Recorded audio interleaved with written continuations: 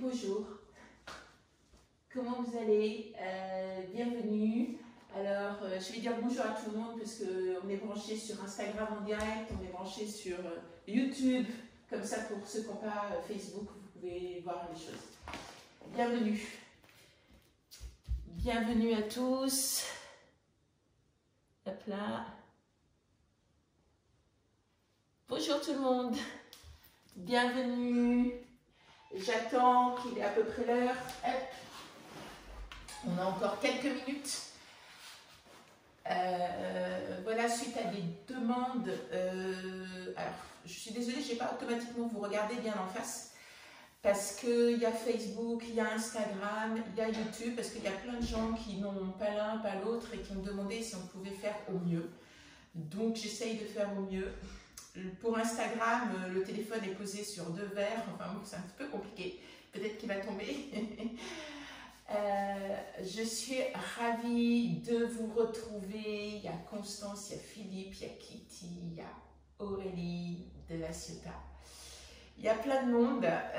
Merci d'être là et d'être fidèle. Et vraiment, ça me fait du chaud au cœur. D'autant plus qu'aujourd'hui, c'est une journée un petit peu tristounette. Et moi, quand il ne fait pas très beau, j'ai toujours un petit peu froid. Donc, c'est pour ça que j'ai mis un pull. Le cours d'aujourd'hui, Yin-Yang. Donc, pour les nouveaux, pour ceux qui ne savent pas ce que c'est Yin-Yang, vous connaissez tous ce rond, vous savez, où il y a une grosse goutte d'eau blanche et l'autre noire, avec un point noir dans le blanc et un point blanc dans le noir, pour dire que rien n'est complètement noir et rien n'est complètement blanc. Et c'est ce qu'on cherche un petit peu dans le yoga, c'est-à-dire le juste équilibre. Le yin, c'est la féminité, c'est le côté gauche du corps humain, c'est la lune, la douceur, la nuit, la fraîcheur. Et le yang, c'est le côté droit du corps humain, très dynamique, très solaire, enthousiaste, moteur. Et qu'on a toujours, même si on est une fille, une part un petit peu de masculinité et inversement, quand on est un garçon, il y a toujours une petite part de féminité et le but est naturellement d'équilibrer, donc l'avant, l'arrière du corps, le côté droit, le côté gauche, le haut, le bas, tout ça pour retrouver quelque chose d'assez harmonieux parce que finalement, quand on arrive à trouver l'équilibre, les choses souvent s'apaisent, voilà, et quand on n'est que dans un côté très noir ou très blanc, quelquefois, c'est pas toujours facile. Donc, mon petit laïeux, c'est, voilà, mon mari m'a prêté sa montre. Donc, on peut commencer l'heure. Bienvenue à tous. Je suis désolée pour Instagram, j'arrive pas à faire mieux. Vous allez me voir peut-être un petit peu coupé, mais j'explique bien les pauses, donc normalement, ça doit pouvoir se faire. Un cours de Yin-Yang, ça se passe comment? Ça se passe avec une vingtaine de minutes où c'est un petit peu dynamique, on va vraiment être dans le muscle. Et le côté Yin, c'est un cours où on va rester plutôt longtemps dans les postures, car on va essayer de travailler sur les tissus conjonctifs profonds. Les tissus conjonctifs profonds, c'est les ligaments, les articulations, les tendons. Alors il y en a certains qui vont dire que je radote, ceux qui me suivent depuis longtemps. C'est l'âge peut-être, mais comme je me dis qu'il y a peut-être des nouveaux qui ne savent pas, comme ça fait une répétition pour tout le monde. Et donc en fait, pour vous donner une image, quand on pose un appareil dentaire sur un enfant ou sur un adulte, eh bien on le fait tout doucement, on étire tout doucement, ça prend malheureusement des semaines et des mois, mais c'est comme ça qu'on a un bon résultat. Et donc le yin, c'est ça, c'est vraiment les tissus conjonctifs profonds, articulations, ligaments, tendons vont s'étirer que de quelques millimètres, pardon, contrairement aux muscles, eux, qui peuvent s'étirer de 50% au moins. Donc, vous êtes chez vous. Normalement, vous avez au moins un coussin, une petite couverture, vous êtes habitué. À côté de vous, des piles de livres peut-être, si vous n'arrivez pas à poser les mains au sol avec les jambes tendues. Et on va commencer, installé confortablement, on ouvre la chair des fesses pour pousser le coccyx dans la terre. Donc le premier chakra, chakra racine, Muladhara chakra, celui qui est le lien avec votre histoire, vos ancêtres, celui qui fait que quand tout va bien, vous vous sentez solidement ancré au sol. Hein. C'est un peu, c'est je suis, hein. Voilà, c'est celui-là. Donc ce coccyx-là, on va le pousser dans la terre et on va essayer d'imaginer comme si à l'inspire, vous arriviez à prendre l'énergie de la terre et à la faire remonter le long de la colonne vertébrale où se trouvent les chakras principaux. Et vous allez monter jusqu'en haut de la tête. Donc on part à l'inspire à l'avant du corps, on part jusqu'au haut de la tête. Vous pouvez faire un stop poumon plein si vous avez envie, et vous expirez par l'arrière du corps, et vous allez pousser l'expire jusque dans la terre également. Donc on peut faire une visualisation.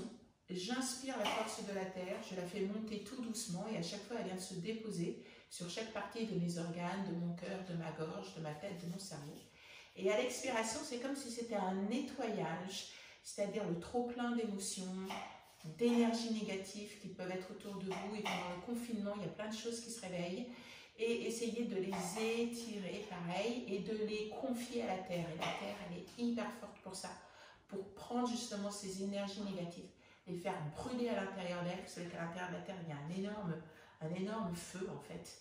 Et voilà, et dites-vous que vous inspirez le meilleur, et que vous expirez le pire, ou peut-être pas le pire, mais des choses qui vous encombrent, des choses que vous n'avez pas envie de garder.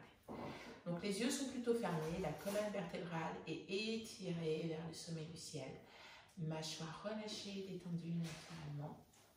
Petit sourire aux lèvres simplement, parce que vous prenez le temps pour vous, de votre souffle, de votre respiration.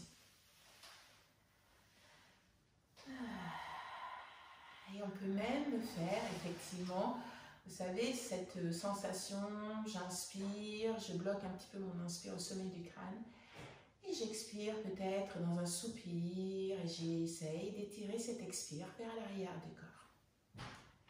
Ce va-et-vient tranquille, tout doux, qui permet de calmer les jeux, de venir se poser tranquillement sur son tapis.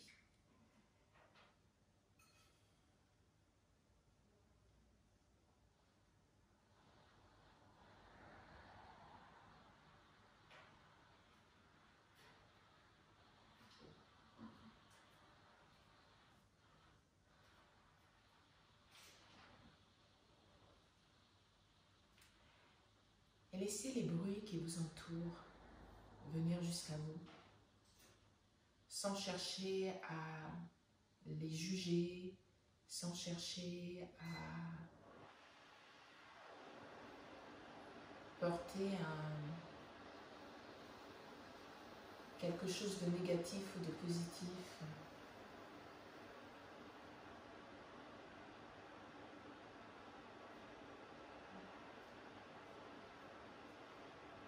Les yeux toujours clos.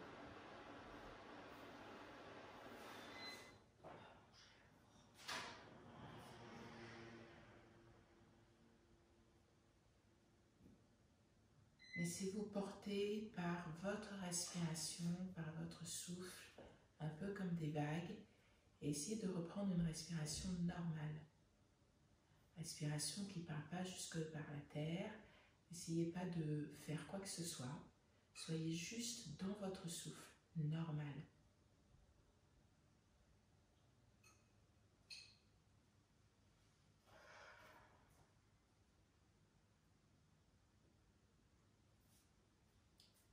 À l'écoute du va et du vient, un petit peu comme des vagues, vous savez, tout doucement.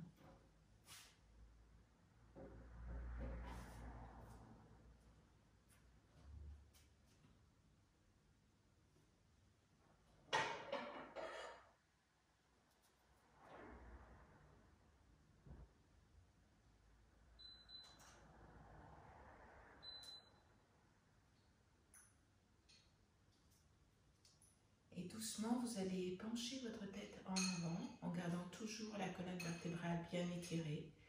Roulez les épaules d'abord vers les oreilles et ensuite vers l'arrière et vers la terre.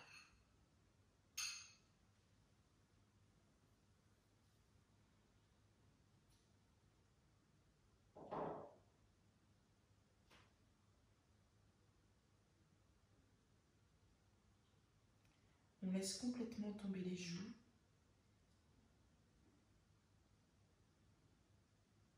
Les yeux. La langue. Puis doucement, vous allez accrocher les mains derrière vous, serrer les doigts les uns contre les autres en gardant toujours la tête penchée vers la terre et vous allez essayer de tendre les bras et de pousser les bras assez loin pour que les mains ne viennent pas toucher le buste. La colonne vertébrale reste étirée, le menton collé contre le sternum. Les omoplates se collent l'une contre l'autre. Et vous pouvez réajuster en roulant un tout petit peu, une épaule et puis l'autre, pour sentir que vous serrez de plus en plus. Les bras sont engagés, ils sont donc tendus, étirés de façon assez forte vers l'arrière.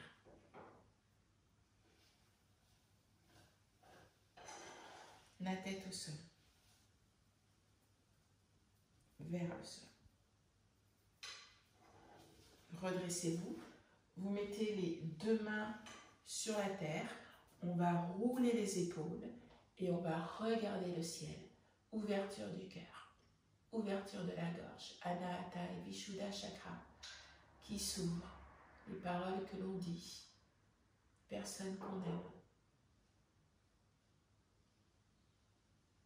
On délie peut-être des tensions qui sont posées ici. Quelquefois on dit des paroles que l'on ne pense pas. Voilà, et délier peut-être ces petites poussières qui se sont posées sur vous, dans cet endroit précis du corps. Et essayez de souffler un petit peu dessus pour les faire partir. Et ça va permettre à l'énergie, le prana, de circuler plus facilement. Et doucement, vous revenez dans une posture neutre. On inspire, on étire les bras vers le ciel. Vous allez crocheter les mains comme tout à l'heure. Et on va venir monter les épaules le plus haut possible. Vous inspirez, vous bloquez le souffle. Et expirez, vous relâchez les épaules et vous pliez un petit peu les coudes. Inspirez, allongez la colonne vertébrale, coccyx engagé, les épaules très très haut. Et vraiment comme si vous vouliez pousser le plafond au maximum. Bloquez le souffle. Poussez très légèrement le nombril contre la colonne vertébrale. Et à l'expire, vous relâchez, vous détendez. Encore 2 fois. Inspirez les épaules le plus haut possible. Allongez votre colonne vertébrale. Ne cambrez pas trop le bas du dos. Étirez, étirez, étirez. Le regard vers la ligne de l'horizon. Et vous relâchez à l'expiration. Une dernière fois. On étire, on allonge. Étirez, étirez.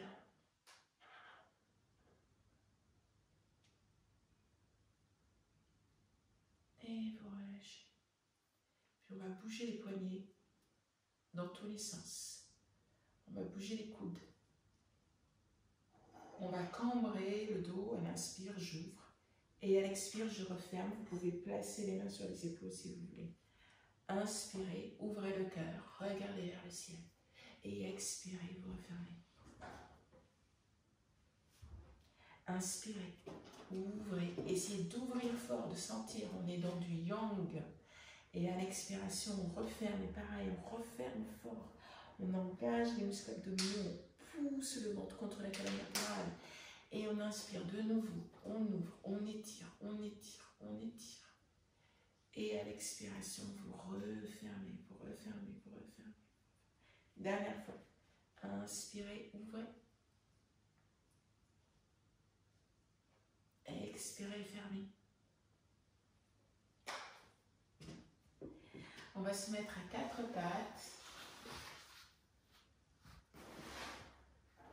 Et vous allez tendre votre jambe droite et on va venir pousser le talon droit vers la terre.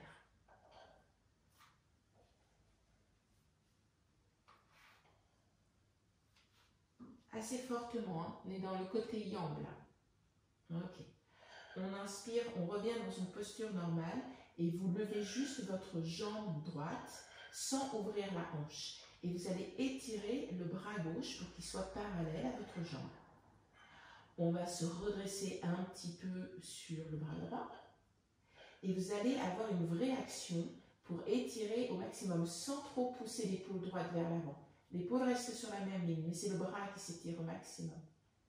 On va faire des tout petits mouvements comme ça, avec le bras, la jambe. La jambe est engagée, ça veut dire que la peau pousse les muscles poussent les os. Et doucement, vous étirez, vous ne bougez plus. Étirez fort, fort, fort. Ne bloquez pas votre respiration. Expirez la prochaine fois avec le coude qui vient se rapprocher du genou. Le pied ne touche pas votre tapis. Et on inspire, on étire, on bouge un tout petit peu. À votre rythme, n'essayez pas de faire des grands battements. Par contre, essayez d'avoir une vraie présence dans votre bras, dans votre jambe. Étirez les deux membres le plus loin possible. Un bel engagement. Et ensuite, coude, genou. De nouveau, on étire, on fait un petit battement. Et puis, vous allez plier votre jambe. Et avec votre main, vous allez essayer d'attraper l'intérieur de votre cheville. Si vous n'y arrivez pas, vous laissez juste la main comme ça. Pour ceux qui arrivent à attraper l'intérieur de la cheville, vous allez rouler votre épaule gauche en arrière et vous allez essayer d'avoir un pied flex dans la mesure du possible. Toujours ce bras actif, le bras droit actif qui vous redresse. Et on va essayer de remonter la cuisse droite sans l'ouvrir. Et la remonter peut-être un tout petit peu plus. Inspirez et expirez tout doucement. Vous mettez la main au sol. Vous allez crocheter votre pied et vous allez tendre la jambe. Chien tête en bas à 3 pattes. Inspirez et expirez tout doucement. Le pied droit est flex. Et doucement, vous allez vous mettre en planche. On vient poser le pied au sol. Genoux au sol, les deux genoux sont serrés. Balasana, posture de l'enfant. Les bras le long du corps. La tête qui vient se poser sur le sol ou sur un petit support. Si vous sentez que c'est difficile pour vous. Repoussez les fesses sur les talons. Moi, je ne mets pas complètement ma tête au sol parce que j'ai l'impression que vous allez moins m'entendre.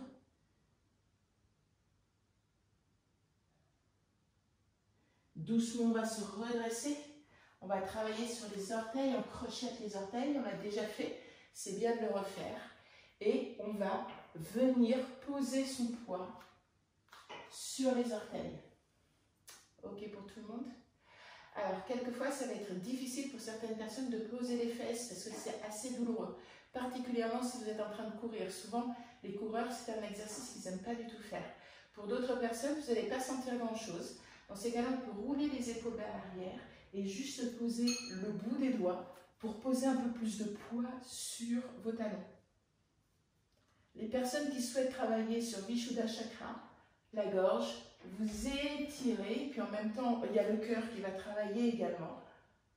La tête vers l'arrière. Si vous n'avez pas de problème de cervical, vous abandonnez complètement la tête.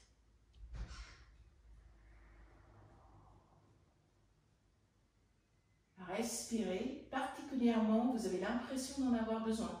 Peut-être au niveau des orteils, qui vous disent « Ah non, non, non, c'est pas bien, ça fait mal. » Et vous, vous dites « Ça va aller, ça va aller. » Ça ne doit pas être douloureux. Si c'est douloureux, vous ressortez naturellement. Ça peut être un peu inconfortable. Montons contre poitrine. On se remet à 4 pattes. Les doigts sont relativement écartés, mais pas écartelés. Les points d'appui dans le yoga, toujours dessous index, petit auriculaire, 2 traits parallèles. Vous pouvez faire un triangle si vous voulez avec juste un point comme ça. Voilà, c'est pour vous rappeler les points d'appui. Puis cette fois-ci, on va étirer la jambe gauche. Cette jambe gauche, orteil au sol, vous allez essayer de pousser le poids comme si vous vouliez venir poser votre talon sur la terre. Et on remonte la rotule. La jambe n'est pas pliée, la jambe est engagée. Je remonte cette jambe. Je réajuste le bassin sur une même ligne. Je réajuste mes épaules sur une même ligne et je me redresse un petit peu. Je pousse les épaules en arrière et j'essaye d'avoir le sommet du crâne, même si je regarde la terre, qui s'étire un petit peu vers l'avant. Posture active, les bras sont actifs. Imaginez comme si vous aviez une grande planche entre les bras et que vous serriez avec les bras de façon à ne pas faire tomber la planche. On est dans du yang. Et doucement, vous allez soulever votre jambe gauche pour qu'elle soit parallèle au sol. Pied flex, pied flex ou pointe de pied tendu, comme vous voulez. Essayez d'engager cette jambe. Donc, on resserre les quadriceps. Les muscles de devant la cuisse, vous serrez contre le squelette. Et vous faites la même chose sur tous les muscles de la cuisse. Même un peu le fessier. Et on va étirer le bras gauche. Droit, pardon, en avant. Et on fait ces tout petits mouvements de battement qu'on a fait tout à l'heure. On ne va pas trop haut, mais on essaye vraiment d'étirer le bras sans étirer l'épaule. Et on essaye franchement d'étirer la jambe. Et puis, à une expiration, vous allez faire coude-genou en essayant d'avoir le pied qui touche pas le sol. Soyez solide sur votre main qui vous retient. Et on fait des petits battements encore. Et doucement, on referme. Encore un petit battement. Bien, jambes tendues, le bras tendu, la colonne vertébrale étirée et on resserre. Resserrez, resserrez, remontez, remontez. On étire la jambe, puis vous allez plier votre pied et avec votre main, vous allez essayer d'attraper l'intérieur de la cheville. Il y a un côté, vous allez voir, qui marche un petit peu mieux que l'autre. On va essayer de faire un pied flex dans la mesure du possible. Le pied flex, il est là pour essayer en fait de pousser le pied vers l'arrière. Ça va vous permettre d'étirer votre épaule droite en arrière. Et ensuite, on essaye dans la mesure du possible de remonter la cuisse un tout petit peu plus haut sans perdre l'équilibre. Imaginez une planche qui est sur votre ligne médiane, la ligne qui vous coupe en deux, avec votre cuisse droite et votre bras gauche, vous la tenez fermement. Les muscles sont engagés. Vous lâchez la main, mais vous laissez la jambe où elle est. On crochette l'orteil du pied droit et on va tendre la jambe. Vous allez vous mettre en chien tête en bas à 3 pattes et ensuite vous étirez votre jambe gauche. Et doucement, vous posez le pied au sol. On va venir s'asseoir en balasana, mais cette fois-ci, les bras vont s'étirer et ça va vous donner la bonne distance entre pied et main pour vous remettre en chien tête en bas. Restez comme ça d'abord. Étirez le doigt le plus possible. Et mettez-vous en chien tête en bas. Hop là. Et on étire bien. Vous regardez à l'avant du tapis, vous marchez à l'avant du tapis. Je vais essayer de me mettre bien placé pour que tout le monde me voit. Ok. Avant du tapis, posture Tadasana, posture de la montagne. Une posture dans laquelle les pieds sont ancrés, un petit peu comme les points d'appui que je vous ai montré tout à l'heure. On roule un petit peu les orteils. Pardon, parce que je pensais aux orteils après. On roule les cuisses l'une vers l'autre. On enfonce bien les talons dans la terre et on étire bien cette colonne vertébrale. Essayez d'imaginer comme si vous étiez une montagne. Vous savez, vous êtes solidement ancré. Et on va essayer, dans la mesure du possible, de monter les 10 orteils. Les 10 orteils ne touchent pas le sol, d'accord? On va serrer les cuisses assez fortement, ok? Vous allez serrer les fesses assez fortement. Vous allez resserrer un petit peu la taille, d'accord? Et on va resserrer un petit peu les épaules l'une vers l'autre. On les roule toujours très légèrement en arrière, comme papa et maman ils sont contents. Tiens-toi bien à table. Voilà, la même chose, sauf que là on est debout. Ok. Et puis les mains sont actives. Elles s'étirent vers la terre. Vous étirez les bras. En fait, comme si vous aviez des valises hyper lourdes. Vous savez, les bras sont hyper étirés. Et en même temps, vous voulez regarder le plus haut possible parce que votre regard il est juste devant une affiche et vraiment, vous avez besoin de voir juste au-dessus ce qui se passe. Vous voyez? Donc, grandissez-vous. Gardez les orteils vraiment fortement engagés. Ok. Et doucement, on relâche tout. Fermez les yeux et observez. Qu'est-ce qui s'est passé quand vous avez tout contracté? Et qu'est-ce que ça se passe maintenant quand tout est relâché? Vous avez certainement cette impression que ça bouge un peu plus quand on relâche que quand on contracte. Ok. Alors, je vais pousser mon tapis parce que moi j'ai un tapis qui est épais et les postures d'équilibre, c'est pas rigolo avec ce tapis. On va faire une posture, la posture de l'arbre que vous connaissez certainement. Elle peut se faire de plusieurs façons. Je vais vous montrer assez rapidement, comme vous êtes assez fidèles, maintenant vous savez, vous la connaissez. Donc, posture un petit peu débutant, je mets le pied à l'intérieur de la cheville. Posture un tout petit peu plus avancée, je mets le pied à l'intérieur du mollet. Pareil, il y a un engagement, c'est-à-dire que quand vous faites cette posture, vous êtes un petit peu comme dans Tadasana, la posture de la montagne, on resserre les muscles, la peau pousse les muscles et les muscles poussent votre squelette. Ok? On est comme ça. Et ensuite, si vous voulez, hop, on remonte le pied un tout petit peu plus haut et on vient poser à l'intérieur de la cuisse. Oups, je perds l'équilibre, je n'ai pas mes lunettes. Alors quand j'ai pas mes lunettes, je vois un peu trouble. Et vous voyez ce que ça m'a... C'est trop marrant parce qu'à chaque fois, c'est la même chose. C'est un vrai challenge pour moi de faire cette posture sans mes lunettes. Alors, la cuisse pousse le pied pousse la cuisse. Vous retrouvez la posture un petit peu de Tadasana. Vous mettez les mains au niveau du cœur. Le but dans cette posture est de ne pas perdre l'équilibre. Après, si vous êtes un arbre, il peut y avoir de la tempête, il peut y avoir du vent, ça peut bouger, ça peut gigoter, pas de souci. Mais essayez vraiment de garder cette emprise au sol. Imaginez des racines sous votre pied qui viennent s'étirer dans la terre. Et même si vous êtes dans un appartement, c'est pas grave, les racines elles sont suffisamment longues et profondes pour passer sur les différents étages et venir s'enfoncer dans la terre. Grandissez-vous. Ne bloquez pas le souffle. Inspirez et expirez tout doucement dans la posture. Si le pied tombe, c'est pas grave, on n'est pas à l'école, vous n'êtes pas noté, et en plus je ne vous vois pas. Je vois juste des petits messages, des petits cœurs. J'adore les cœurs, alors vous pouvez y aller. Voilà. Et doucement, très délicatement, avec objectif ne pas faire tomber le pied au sol, on va tourner la cuisse et on va venir se pencher en avant pour, avec ses mains, essayer d'attraper le pied. La jambe au sol est engagée. Option 1, je reste comme ça. Option 2, je suis vraiment très fort dans le yoga. Je fais Utthita Pandagusthasana Asana et je tends la jambe bien droite. Je redresse le buste. Je ne lève pas la jambe plus haut que le parallèle au sol.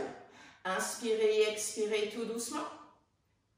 Et doucement, on vient reposer le pied avec délicatesse, sans perdre l'équilibre.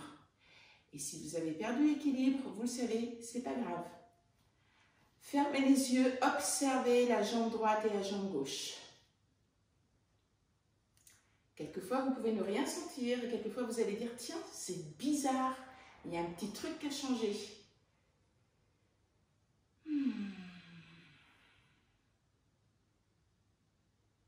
On change de côté, on ouvre les yeux, l'ancrage au sol de la jambe gauche.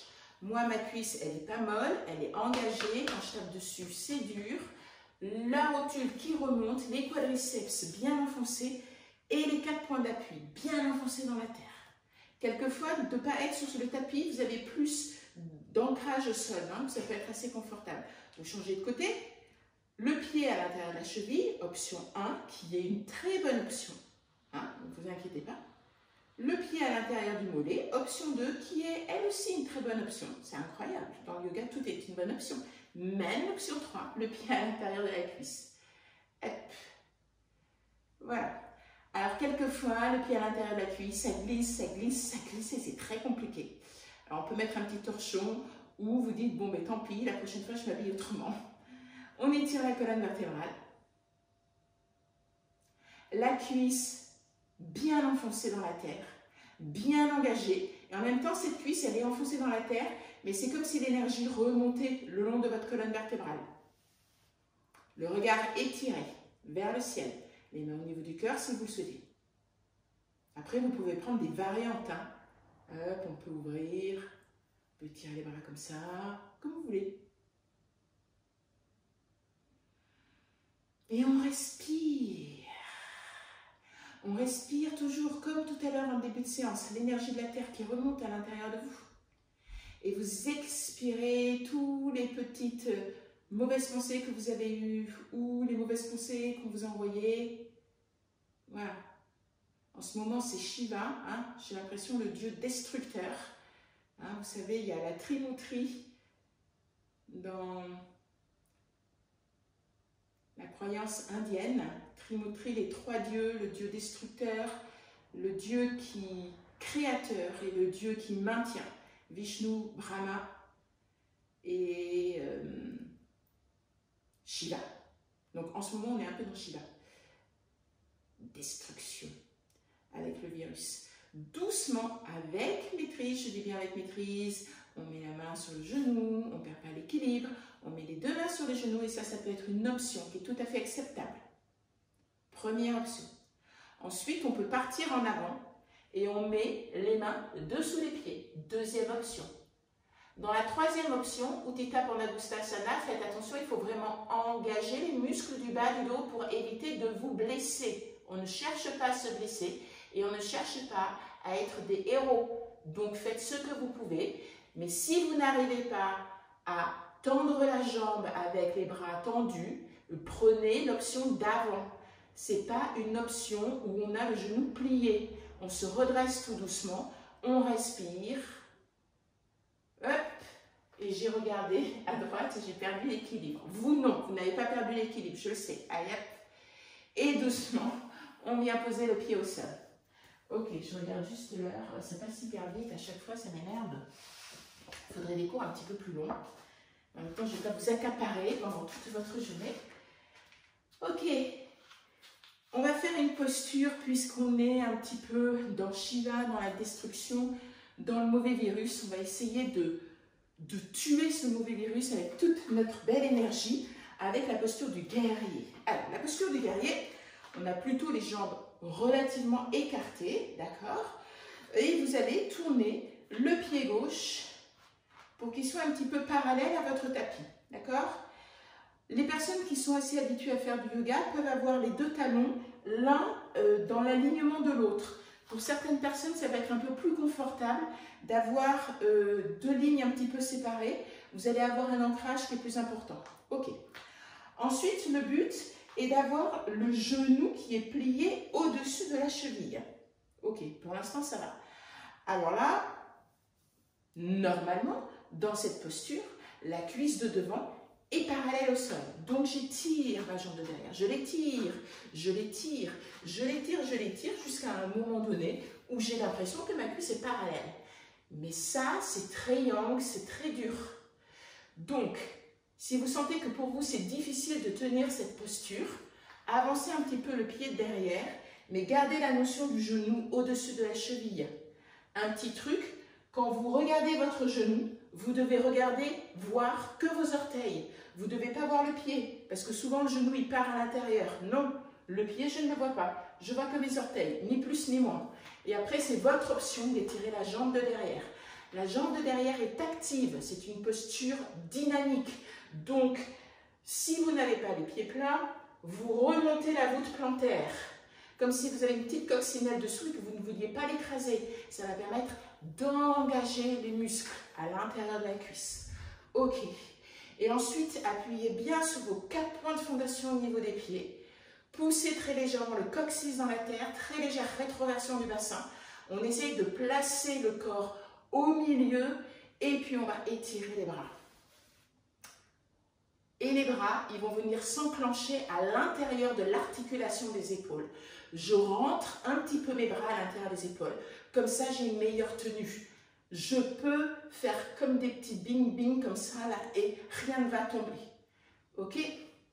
Ensuite, je vais plier ma main et mon coude droit. Je mets mon pouce, je ferme. D'accord? Et là, je vais tourner ma main vers l'avant. Et vous allez penser à quelque chose qui vous embête en ce moment. Et vous allez le viser loin devant vous. D'accord?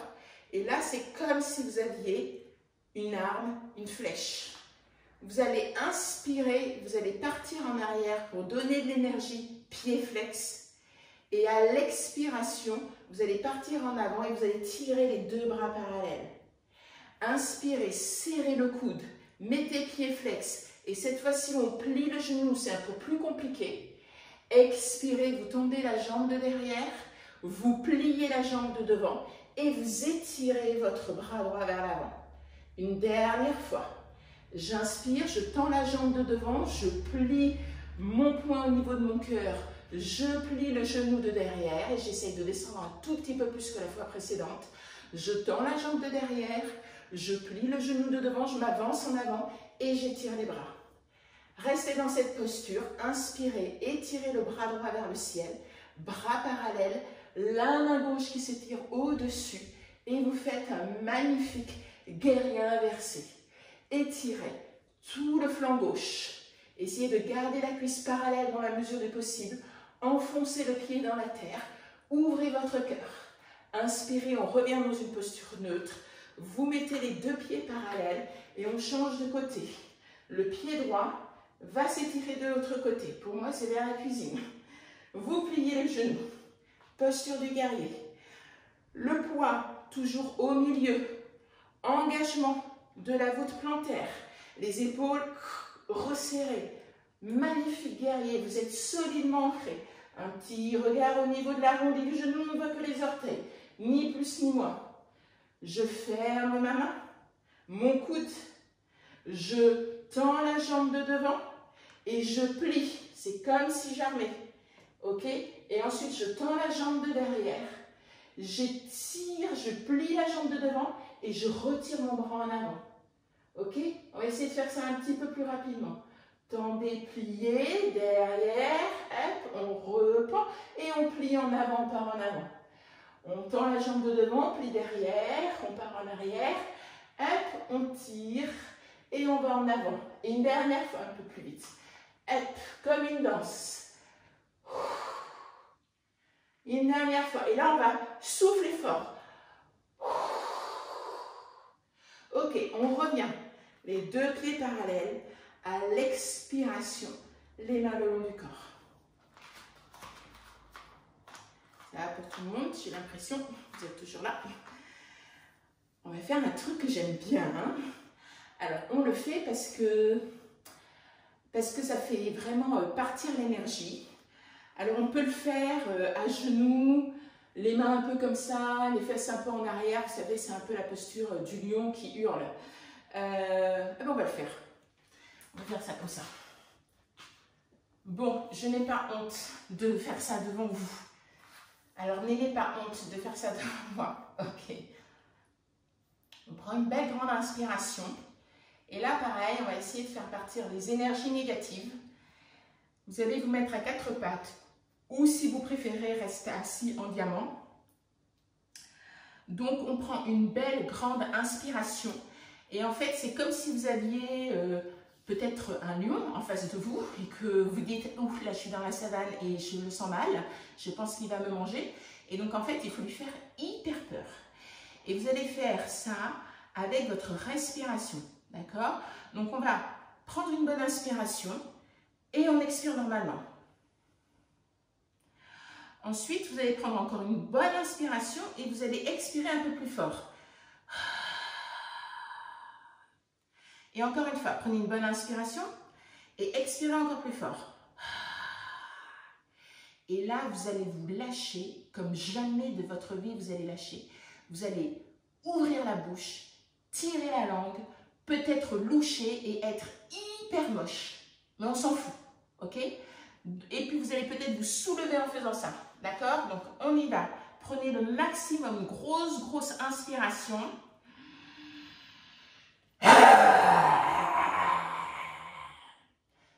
Vous êtes encore là? Vous n'avez pas trop peur?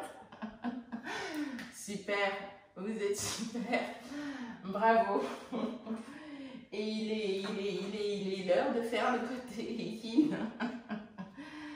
Côté yin, alors, la douceur. Ok, on va commencer par quelque chose de tout doux.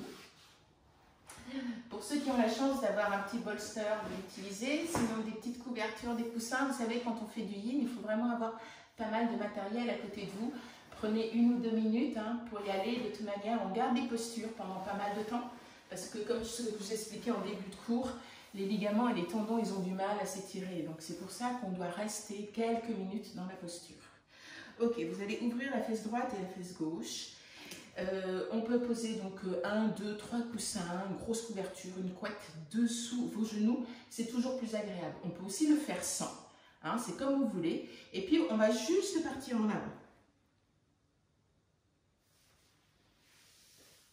Vous ne vous relevez pas. Moi, je vais me relever, mais vous ne vous relevez pas. Et puis, vous laissez complètement tomber la tête, laissez tomber les bras. Et essayez de prendre plusieurs positions. Vous dire, est-ce que les bras, c'est mieux pour moi derrière? Comme ça, je relâche davantage les épaules. Ou est-ce qu'au contraire, je trouve que mes bras sur les jambes, c'est mieux parce que je sens que mes épaules sont soutenues. Voilà, faites des expériences et faites ce que vous pouvez. Hein, voilà.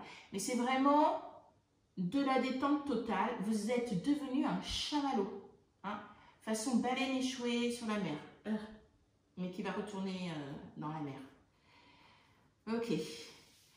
Et repensez, je vous donne toujours cette petite image du petit poisson qui se laisse porter par le courant, mais le yin, c'est pour moi, le yin, c'est complètement ça. C'est ce petit poisson qui est dans une petite rivière bien fraîche, à l'eau transparente, et qui se laisse porter par le courant façon super feignant. Ah, je me laisse porter, voilà, c'est super, j'ai pas à nager, je vais arriver tout seul, sans effort. Et ça, vous faites exactement la même chose dans cette posture. On va rester 5 minutes dans la posture. Alors, je vais voir si je vais pouvoir trouver un petit peu de musique, pas sûr, parce qu'il y a plein de... Ah bah non, je peux pas.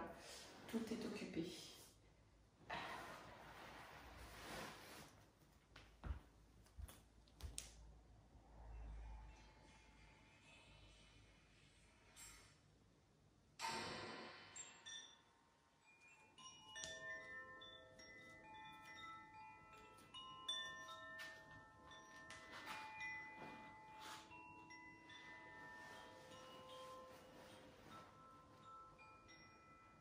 Vous allez imaginer que vous êtes dans votre endroit refuge.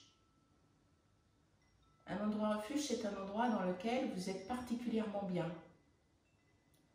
Un endroit de nature, naturellement. Ce n'est pas au milieu de la jungle urbaine, bruyante, stressante et polluante. Cet endroit, ça peut être une plage, ça peut être une forêt,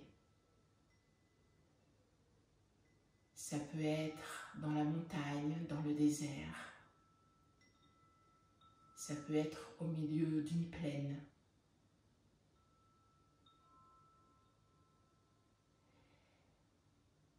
Et vous pouvez imaginer aussi un petit chalet tout en bois, dans la montagne, ou quelque chose que vous aimeriez avoir peut-être. Hein. Voilà, c'est...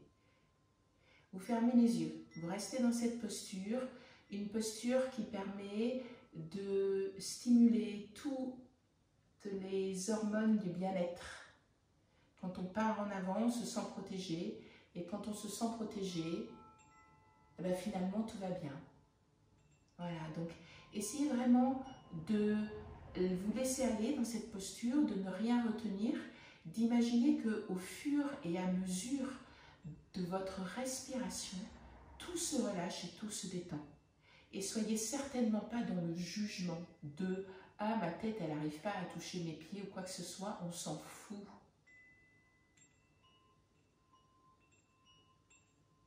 Soyez comme vous êtes et vous êtes déjà très bien comme ça.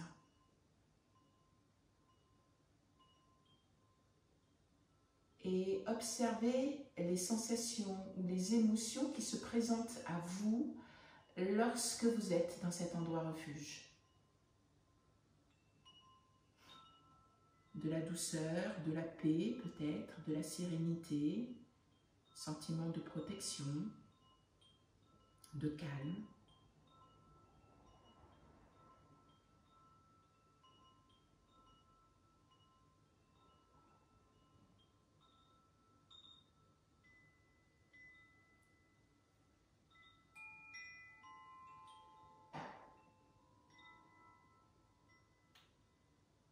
Ne vous laissez pas envahir par vos pensées. Laissez-les passer comme des nuages. Vous savez, quand on est, ou un paysage, quand on est dans le train comme ça, qu'on regarde et que, pouf, ça se passe comme ça.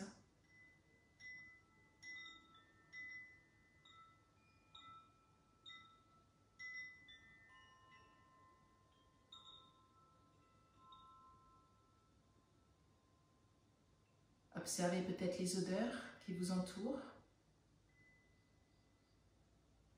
La douceur de vos vêtements sur votre peau.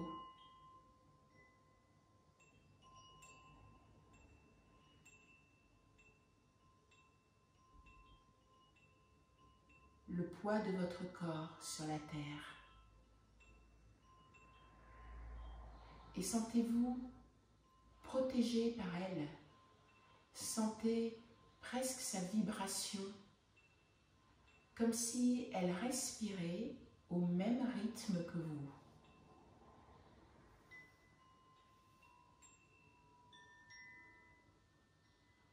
Puis délicatement, vous allez vous redresser tout doucement.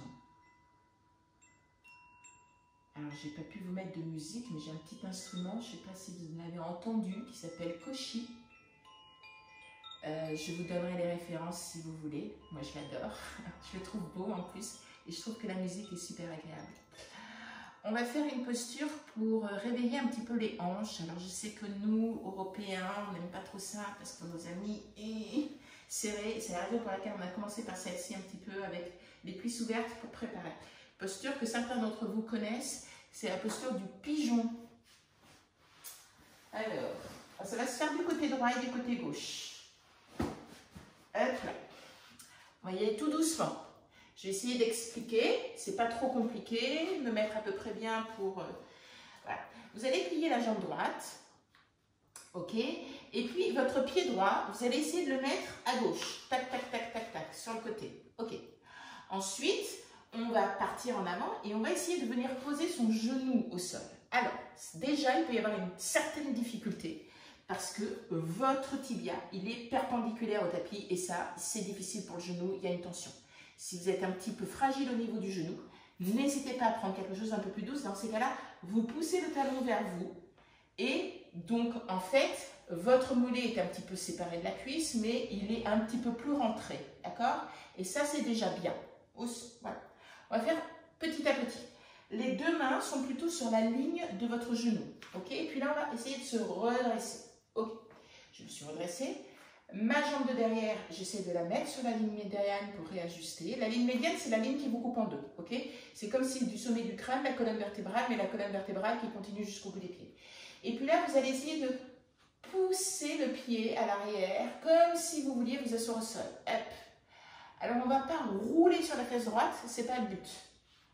On peut prendre un petit coussin, une petite couverture, un petit livre pour venir se sentir aidé. Hein, il n'y a aucun problème à ça. Donc, je me redresse, je pousse le coccyx dans la terre. Et à un moment donné, je sens que je suis plutôt sur une bonne assise. Ensuite, sans rouler la fesse droite au sol, hein, si vous sentez que ça roule, n'hésitez pas à mettre un petit coussin, des livres. On vient poser les coudes au sol. Ok ? Et ensuite, on peut prendre un coussin, on vient poser la tête au sol. Et vous relâchez bien tout. Détendez tout. Fermez les yeux.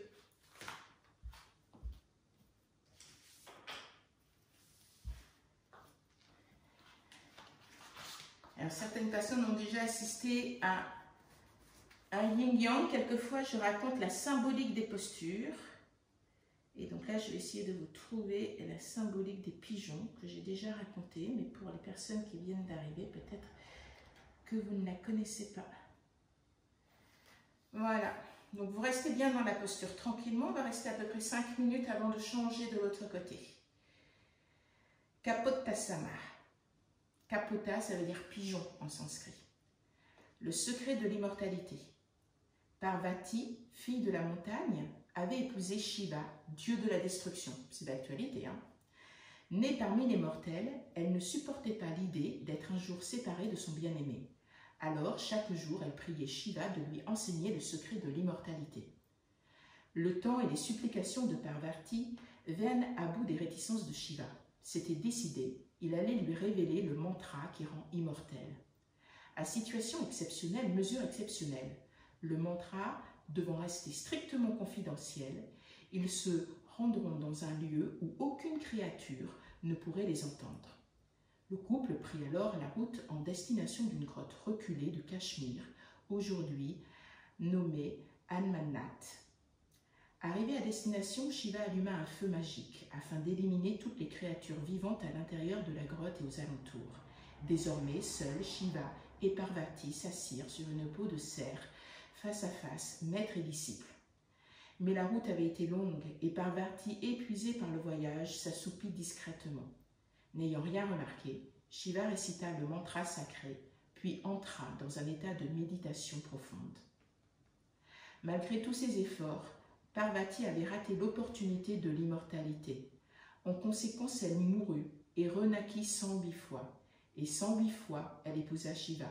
Les 108 crânes que porte Shiva à son cou sont autant de souvenirs de réincarnation de son épouse. L'histoire du fameux mantra aurait pu en rester là, mais un détail avait échappé à Shiva. Dans la grotte, sous la peau de cerf, se trouvaient 2 œufs prêts à éclore. Ni morts ni vivants, ils avaient échappé au feu magique.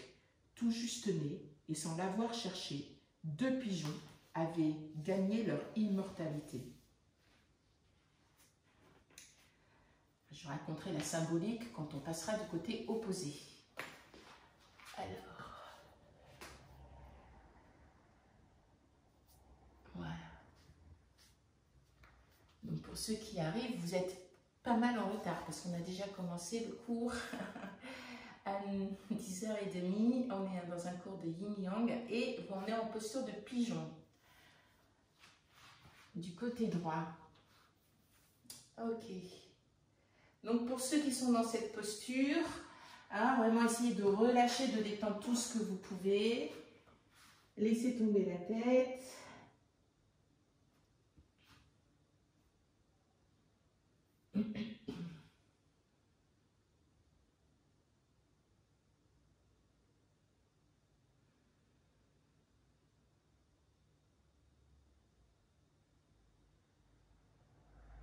Et puis très délicatement, on va sortir de la posture. Donc on s'aide de ses mains, façon, oh là là, c'est difficile. On ne se presse pas, d'accord? Vous allez tendre la jambe gauche. Et on va se mettre à 4 pattes. On vient s'asseoir quelques instants dans la posture du diamant. Fermez les yeux.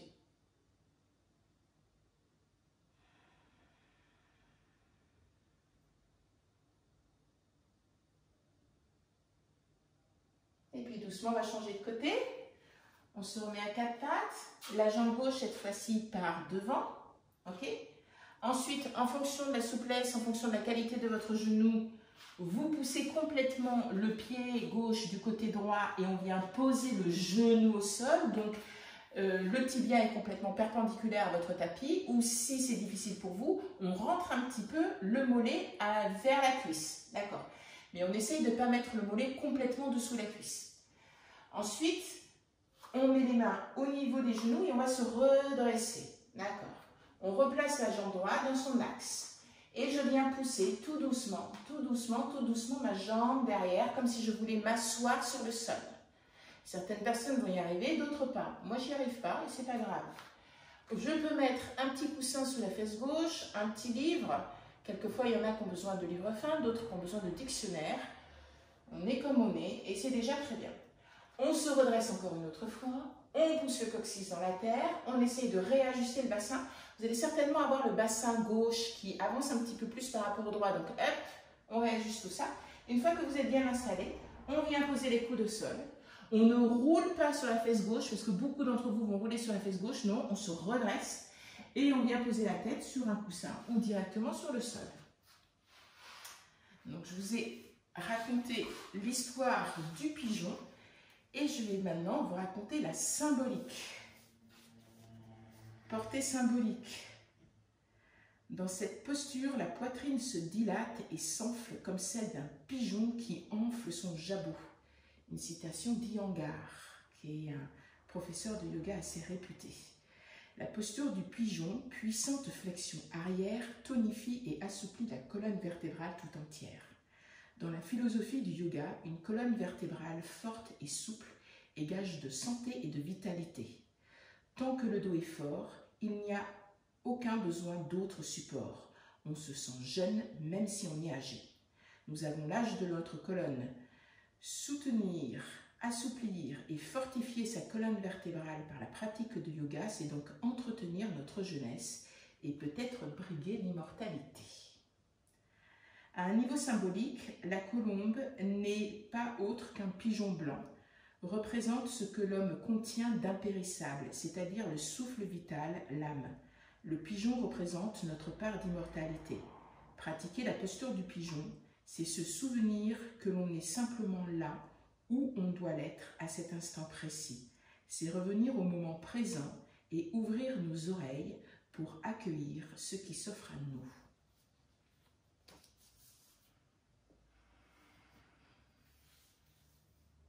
Donc, restez dans cette posture du pigeon. Relâchez bien les épaules, détendez la tête, détendez la mâchoire, laissez tomber la peau des joues. Et à chaque expiration, c'est comme si vous puissiez descendre un tout petit peu plus bas.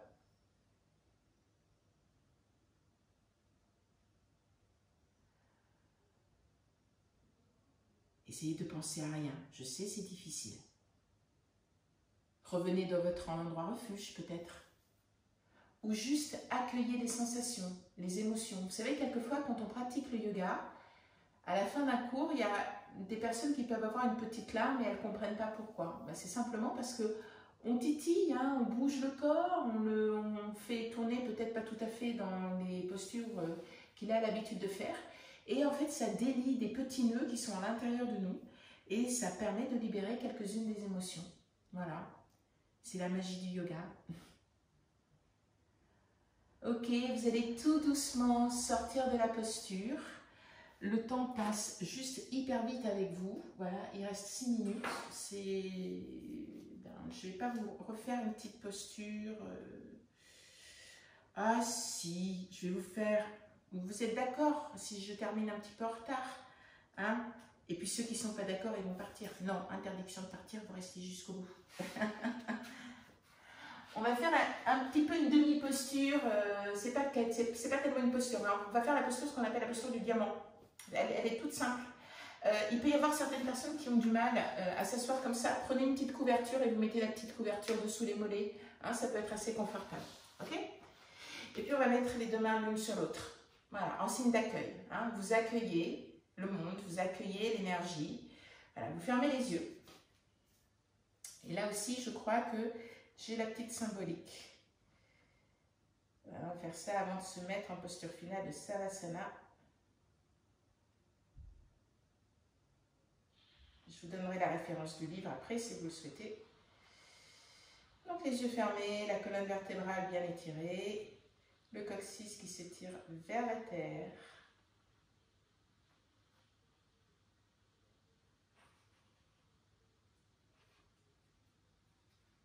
Alors, attendez, je trouve pas.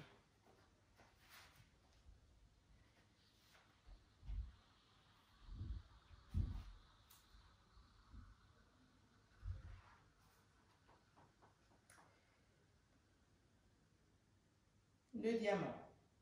Vajra, diamant, foudre. Vajrasana.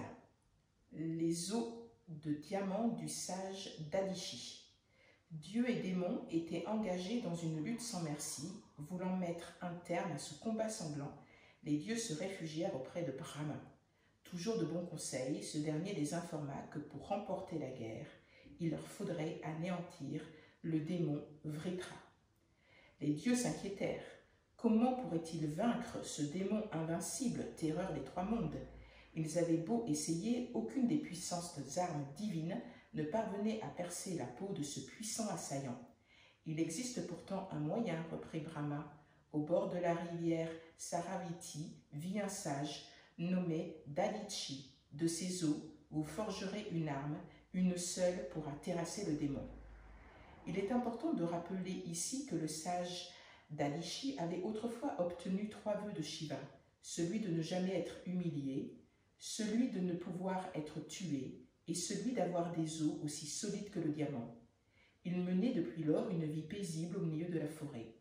Aux alentours de sa demeure, chats, souris, lions, éléphants, mangoustes et serpents, tous vivaient en paix. Le voisinage du grand sage avait fait disparaître en eux toute hostilité. Lorsqu'il vit paraître les dieux, Dadichi les accueillit avec ces mots. « Quelle que soit la raison de votre visite, je vous donnerai ce que vous êtes venus chercher. » Les dieux leur expliquèrent qu'ils auraient à sacrifier sa vie pour le bien de tous. Sans même hésiter une seconde, le sage entra dans une intense méditation au terme de laquelle il rendit son dernier souffle. Les dieux s'emparèrent de ces os de diamant du sage. De sa colonne vertébrale, ils formèrent le Vajra, célèbre foudre du dieu Indra. La bataille pouvait reprendre, elle dura longtemps, très longtemps. De chaque côté, on déplorait de nombreuses pertes, mais à un moment, la fatigue, ou était-ce l'ennui, fit bâiller l'invisible Vitra. Indra projeta le Vajra dans la bouche béante du démon, et Vajra coupa le démon en 2 morceaux égaux. Grâce au sacrifice de Dalichi, Indra restaura son autorité sur le royaume des dieux. Portée symbolique. En sanskrit, Vajra désigne à la fois la foudre, l'éclair, l'arme d'Indra et le diamant. Dans la légende, Vajra est tout à la fois. Vajra est de la foudre forgée à partir des os du diamant ou du sage d'Ashigi, servant d'arme au dieu Indra. Par sa limpidité et sa luminosité, le diamant est le symbole de perfection. Tandis que le cristal est dit non mûr, le diamant est mûr. Le diamant, sommet de maturité, symbolise le parfait achèvement. Et cet achèvement se traduit par une stabilité à toute épreuve. C'est pourquoi l'alchimie indienne l'associe à l'immortalité. Cela qui ne croit ni ne décroît, c'est le diamant. Précisément, pratiquer la posture du diamant rendrait le corps puissant et ferme tout en l'assouplissant et en lui procurant une stabilité propice au pranayama ou à la méditation. Le diamant est la substance la plus dure connue de l'homme. En tant que telle, elle représente la connaissance, celle qui peut couper et nous libérer des chaînes de l'ignorance. Avidya, tel est bien le but du yoga.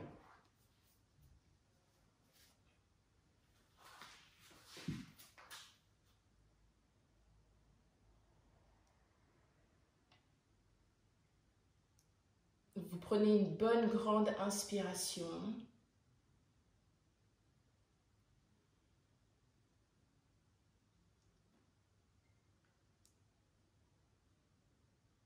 Et vous soufflez tout doucement par la bouche.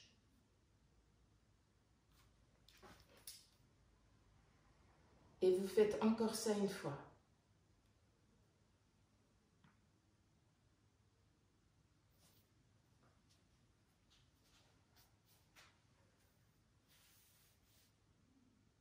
Et puis tout doucement, vous allez vous allonger sur votre tapis, posture finale de Savasana.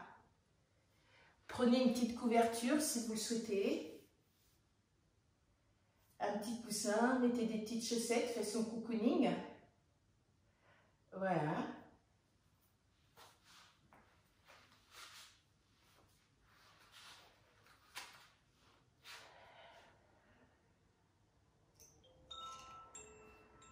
Et on va repartir dans cet endroit refuge dans lequel vous vous sentez particulièrement bien.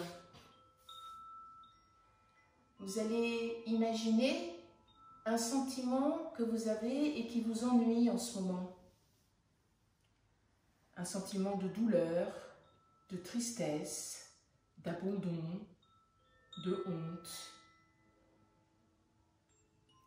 de révolte. Et vous allez prendre ce petit sentiment et vous allez le mettre dans une toute petite boîte et vous allez imaginer que vous mettez cette boîte à l'intérieur de votre poche. Vous vous retrouvez dans votre endroit refuge, assis dehors, à respirer l'air.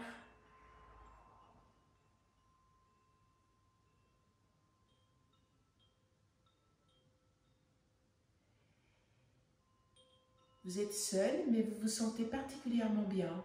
L'air est à la juste température. Le vent vient délicatement vous caresser le visage. Vous sentez la chaleur du soleil.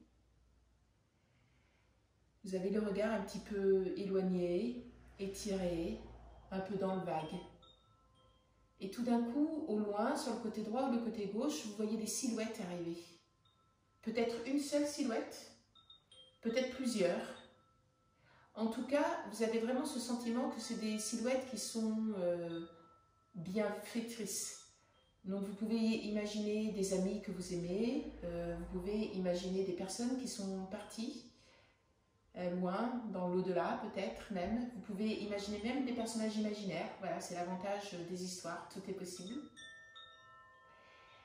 Et ces personnes, ça peut être même des animaux par exemple, hein, qui viennent s'asseoir à côté de vous, il peut y en avoir une, il peut y en avoir plusieurs, et puis on se dit rien, mais tout va bien. Vous savez, de temps en temps, il y a des silences comme ça où on est particulièrement gêné, mais là, vous ne l'êtes absolument pas.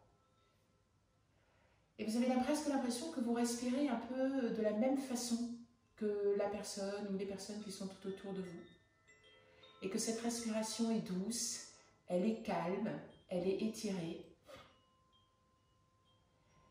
Et vous sentez quelque chose qui bouge à l'intérieur de la poche où vous avez mis votre petite boîte. En fait, il y a quelqu'un qui vous prend la petite boîte et qui la met dans sa poche à lui ou à elle. Et en fait, vous avez l'impression, dès que votre boîte est partie de votre poche, comme si quelque chose avait lâché à l'intérieur de vous. Comme si à l'intérieur de vous, vous pensiez que c'était plus facile en fait, que c'est plus simple.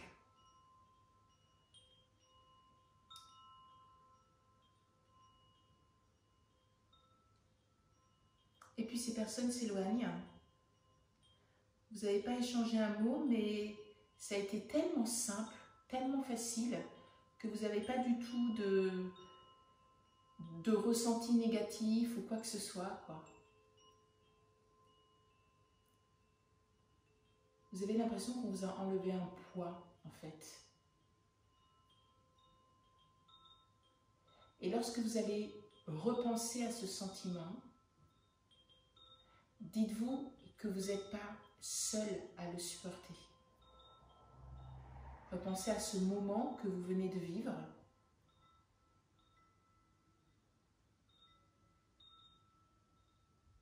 Et dites-vous qu'il n'est pas aussi lourd, aussi difficile à supporter que ça. Parce que vous n'êtes plus seul. Vous allez prendre une belle, grande inspiration. Et vous allez souffler par la bouche en faisant du bruit, tout doucement, comme vous voulez. Mais essayez de faire sortir quelque chose. Et vous allez reprendre une belle, grande inspiration. Et vous allez faire la même chose.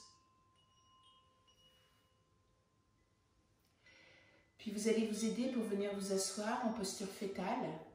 Remontez bien les genoux vers vous, arrondissez-vous bien en boule. Gardez encore les yeux fermés quelques instants.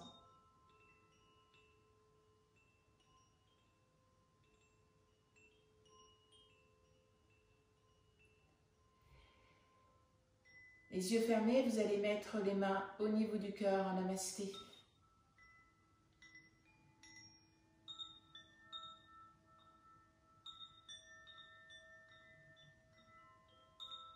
Une belle inspire et vous allez pencher votre tête vers vous-même en signe de reconnaissance. Passez une belle journée. J'espère que ça vous a plu. Il y a un cours de Hatha ce soir avec Agathe. J'ai mis en place depuis ce matin une petite méditation guidée. Un petit voyage méditatif, hein. Je vais raconter des histoires, mais pas tout le temps, hein. Ça ne va pas être... qui est à 9 h le matin, le lundi, le mercredi et le vendredi. Alors, n'hésitez pas à me faire des commentaires, hein. J'avais demandé qu'est-ce que vous préférez le matin, le soir et tout. J'avais eu plus de matin que de soir, mais why not, hein, pour faire quelque chose le soir. On est en train de réfléchir avec Charlotte. Vous savez, Charlotte, c'est ma manager. Vous allez la rencontrer en chair et en os pendant le déconfinement. À vous proposer aussi d'autres choses. Il y a Samuel qui revient et je suis super ravie parce qu'il a décidé de revenir chaque samedi pendant tout le déconfinement avec un thème particulier qui est toujours tourné autour de l'Ayurveda, mais toujours plein de choses à apprendre. Vous pouvez avoir suivi Sam depuis le départ, mais vous pouvez juste piocher en fonction de vos envies. Ce week-end, ça va être une série un petit peu plus yoga, en mode un peu survie, donc c'est marrant. Quelque chose que vous pouvez refaire à la maison aussi, ce sera assez facile. Et la semaine d'après, c'est le thème du stress et de l'insomnie, donc ça peut être pas mal. Même si vous n'avez pas trop de problèmes avec le sommeil, vous allez quand même certainement apprendre plein de choses. Voilà, merci beaucoup à tous. N'hésitez pas surtout à me faire des commentaires sur ce que vous avez envie, tout ça.